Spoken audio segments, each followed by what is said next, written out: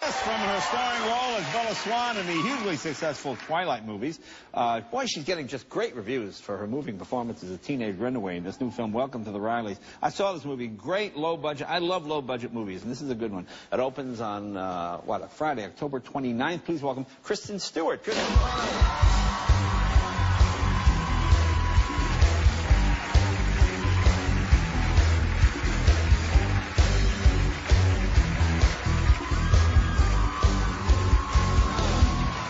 Nice to see you again. What's different? Okay, oh, the hair, okay. Got the blonde thing going. Yes. Yeah, how's that working out, okay? It worked out, yeah. It looks good, it looks good. Did you meet Terry? Yeah. I thought he was really funny and incredibly cute in that last little segment. Cute, like, really? Oh, God, yeah. When he got up and started going, like, when he thought that thing was so funny that he said, he was like, oh, it's like, yes, that was really funny. Yeah, he was good. Did you know that he played football before the war? I don't know anything about before the war. Oh, yeah. Like in 1938, he was probably I would say probably one of the greatest quarterbacks of all time. That's amazing. He got Super Bowl rings before there were Super Bowls. That's cute. Yeah, do you know he's an actor also? I've seen him in stuff, totally, yeah. Really? He pops up a lot. Yeah. Well, we have a clip from a film he did. Here, take a look. Here's Terry. What are you doing? Eating the fish. Yeah. I see that. You're naked. In my room. But this is my naked room. I mean, it's my house. And I ought to be able to do whatever he wants to do in his own house. Wore a suit for 40 years. So now we got 40 years of No suit.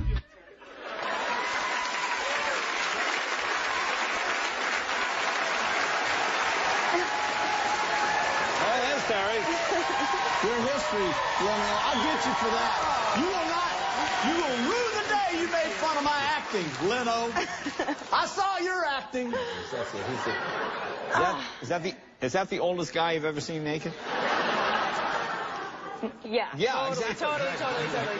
I don't do that ever. Now you're I really don't. You just came in from where? New Orleans? Yeah. I was just in New Orleans doing On the Road. Okay. So what do you do down there? Do you hang out? Do you have fun? Is that your kind of city? I love it there. Yeah, it's sort of like one city that I feel very much at home in. Yeah, it's like a crazy place, isn't it? It is. But yeah. I mean, in a good way. It's just like odd things happen on the street. You do see some pretty sketch things going down. That's what I really liked about it. That when I was doing this movie, right. I play somebody who moved there right. and sort of makes it her own, and I sort of got to do the same thing. It was the first time I was alone on a movie. Okay. And I really felt like I had to take my independence in a little city that was not so easy to do that in. Yeah. And I loved it. Have you ever been there during Mardi Gras or one of those? Like every day is Mardi Gras. It seems like it's Mardi Gras. Every time there's like a part, like St. Patty's Day. I was there on St. Patty's Day. Oh yeah, okay. Any crazy. excuse. Yeah. The Arbor Day. Woo! I mean, whatever. I mean, any holiday is just an excuse to party. So. Everyone's birthday. Now, of course, famous for the seafood. Are you a big seafood person? Yeah. Totally. It's a little, can't really eat the seafood there right now. I mean, I guess if you're daring, but... Yeah. Like, did you try something you hadn't had before? What's that thing where you bite the head off? What is that? I can't do the crawfish because I don't want to suck guts and whatever it is in there. Right, essentially, you know what guts are filled with, and I don't want to be eating that. And, right. Well, and they get to, knock it off, and then it just really grosses me out. Yeah, it doesn't sound nearly as appetizing when you say it. Yeah. Okay, so now I know you grew up here in Los Angeles. Mm-hmm. Okay, so what do you do for time when you're here, when you're home? What do you do for time off? What's fun? I'm really boring, to be honest. Really? Yeah. I don't know. I don't do a whole lot. I like to watch movies. Okay. Watch a lot of movies. Yeah. We were talking about the Hollywood Cemetery and how the movies. Yeah, that's a cool awesome. thing, isn't it? It's a cool thing to do, yeah. It's the Hollywood Cemetery here, where it's all the famous people are buried, at least up until the 40s or 50s. Right. I don't know so much anymore. But they put screens up at midnight, and they show films in the cemetery. Yeah, it's a very cool thing to do. And do you have a favorite headstone that you like to use? No. Like, what was the last movie you saw at the cemetery? Easy Rider. Easy Rider. Yeah. It was...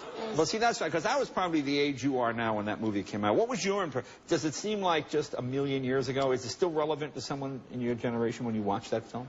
What does it seem Yeah, like? I really liked it. I mean, it sort of has the. It's nice to watch people like be free and independent and like do things that people think aren't normal. Because that at the time, that was like a revolutionary film. People wrote things about it. This is terrible. It's going to ruin young people. And I look back now, and it seems almost innocent. Did there anything about it seem like, ooh, outrageous and daring to you as a person watching? I mean, I guess the drug thing. Yeah. But like, other than that, it's just like being sort of knowing the fact that you don't have a direction and knowing that that's your direction and just being like, yeah, that's my direction. Now leave me alone. And that's cool. Well, the one cool thing about it, that was probably not the first independent film, but the first real counterculture film that just made $1 zillion. And I think it cost like $300,000 to make, and it made $50 million in $1969, which is pretty amazing. Look, we'll take a break. More with Kristen when we come back.